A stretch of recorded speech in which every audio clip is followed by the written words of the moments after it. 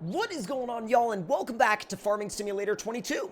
Now, we recently did a build video of a Chevy Silverado that was really over the top. I mean, it was like super stretched tires. It was essentially, we were exploring the idea of whether or not you could go too far with that whole look, and I think we found our answer. So what I really wanted to do was I wanted to try to go the really realistic route this time and see how the truck could actually come out. Now, this is how the truck looks in completely stock form. Also, my greatest apologies for this flashing tree issue. No idea why it's happening. And so in order to get away from those trees, we're going to actually fire this thing up and we're going to go into the shop to start the customization process. But doesn't it sound incredible, though? It sounds so good. Is it not going to... Wait a minute. Oh, there we go. Reverse didn't work before. Listen to that! Yo, listen to the sound!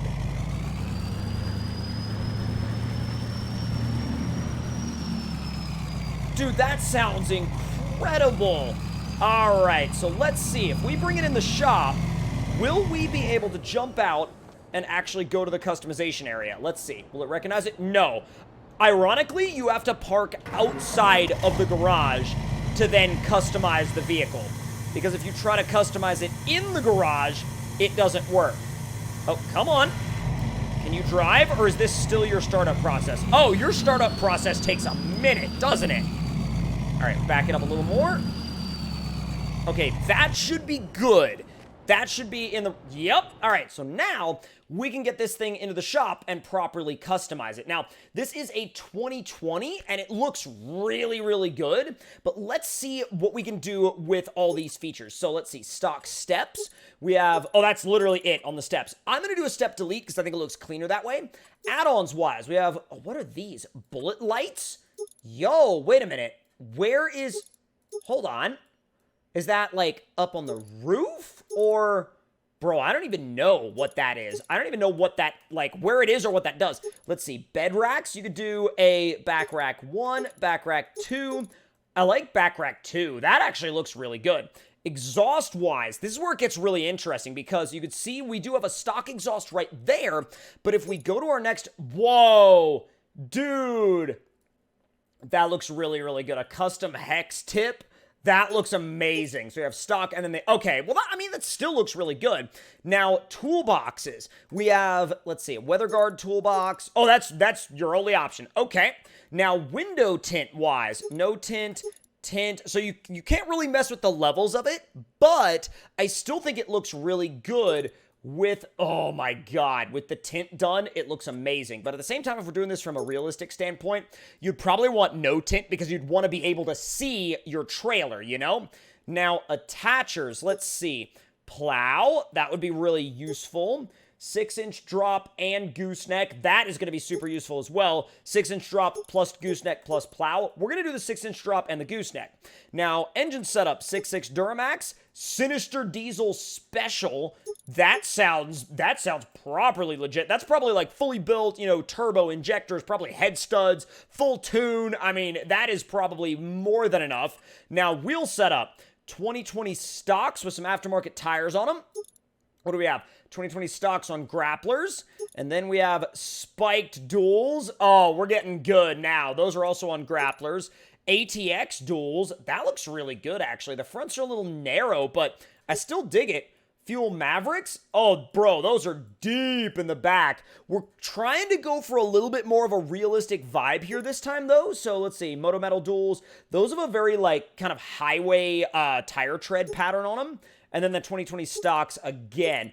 What I might do is actually go with the spiked duals because they're big. They're like, it's a tall tire, it's a wide tire, but like they've got a little bit of like that show element to them. They're still polished, but they've also got a lot of sidewall, so they'd be able to do some proper work. Now let's see, main color. This is where it gets interesting. So dark metallic red, I think would look amazing on this truck, but let's look at some other options first. Copper, it's really shiny, and it depends on how shiny you like your trucks to be.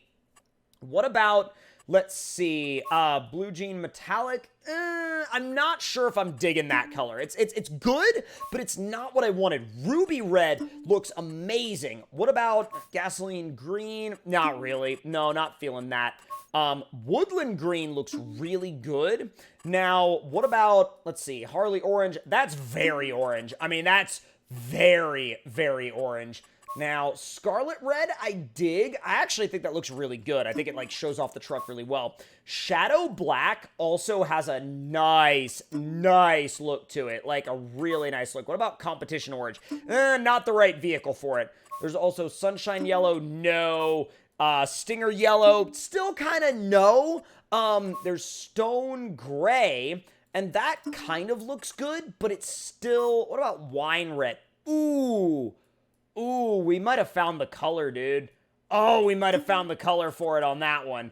Race Red. Race Red looks good, but it's like really, really bright. I think I'm gonna do Wine Red. It's almost like it's like a darker kind of maroonish color. I really like that. Now, would it look better with the tint? Yes, but that kind of destroys the realism factor a little bit. So now, let's go ahead and see if we can put this thing to work a little bit. So, go ahead and purchase all the customization options. Absolutely. Configuration changed.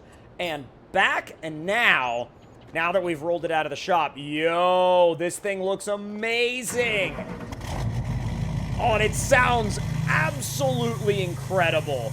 Oh, the sound is so perfect. Now, what's the horn sound like? Oh, really? Oh, my God. Let's see. Unfold. Yes. You can actually put the tailgate down and everything. All right. So we're going to actually head back to the house. Oh, my God. What if we go into the interior view? Really? So going into the interior view actually, like, stops the trees from freaking out? Okay, that's very interesting then. I have no idea why that would stop the trees from freaking out. I still haven't figured it out yet. I need to change my steering sensitivity, and trust me, I'm sure somebody in the comments is gonna let me know, but, like, bro, I am, it's like, every time I drive something in this game, I'm like, oh, right, you need to change your steering sensitivity, don't you? Oh, easy. There you go. Get back on the road surface, bud. It's not that difficult. Sheesh. All right, let's pull up to the house, and we'll see if there's something we can... I'm gonna blow through that red light. Yep. Oh, excuse me, Mr. Traffic Car. Now, if we go back to the exterior view, will the trees start freaking out again? No. See, now they're fine. Why are they fine now? They weren't fine before. Yo, wait a minute. I just realized I went to the wrong house, so I'm actually in a different save than I usually am in. But this is good. This will give me an opportunity to test drive the truck a little bit farther. So, let's drive back the other way now, and I'm going to see if I can... Jeez, these people just really want to freaking hit you, don't they? Can I go through... Well, it's on the other side of the river, and the river is going to be... The river is going to be kind of tricky to go through. All right, I'll tell you what. Let's head down this way, and we'll see kind of how much speed we can get out of the truck on the drive there. It does actually roll cold just a little bit. Like, obviously not as much like a truck in SnowRunner would, but it does roll it a little bit, which is kind of satisfying, you know? Oh, man, that steering sensitivity is high. It makes it want to slide, but it doesn't make it want to slide in like a... Whoa, we had a weird, like, frame element there. And then once you get into the town, the trees start flashing. I have no idea what causes that whole tree flashing issue. It didn't start doing it in my game until it hit about, well, like, autumn, like fall time, you know? Oh, easy. It's so jumpy around the corners. And again, I 100% take full, you know, responsibility for that because I forgot to adjust the steering sensitivity, but sheesh. All right, apparently 75 is the top speed. That's kind of disappointing for that to be the overall top speed. At least, for me, I would like a little bit more, whoa, jeez. This might be like a shadows issue. I feel like it's a shadows issue. Because, you know, when you're inside the truck, it doesn't do it. It only does it when you're outside the truck and then when you're looking ahead long distances. Then the trees start freaking out. And there's no good reason why. That's what, like, bothers me the most about it, is that there's genuinely no good reason why. All All right, let's pull up to this house, which I haven't pulled up to in a while. I have a couple of different houses out here on this map. Not because I didn't like the other one, but like, you know, I kind of like was first trying out the map with this house, and then, all right, interior view, see? And then it immediately stops. You go back into exterior, and it immediately starts again. No idea why. No idea why whatsoever. If anybody has ever had that happen to them before, please let me know in the comment section down below. So actually, a great way to put this truck to the test would be to pull up right here, put the tailgate down, and hook this trailer up. Boom. And then we'll go ahead and, nope, that's not what I wanted to do. We'll go ahead and haul these logs off to be sold. And you know what? Oh, that's a great view of the truck, though. That is like such an amazing view of it. And right here, you can kind of see what it looks like next to one that's, you know, obviously the Chevrolet version, but also heavily modified as a show truck. This is a lot more of a, you know, like truck with some mild to moderate upgrades, but definitely something you could still see around a farm. So let's bring this thing on down to where we can sell these logs. All right, let's pull the trailer on in.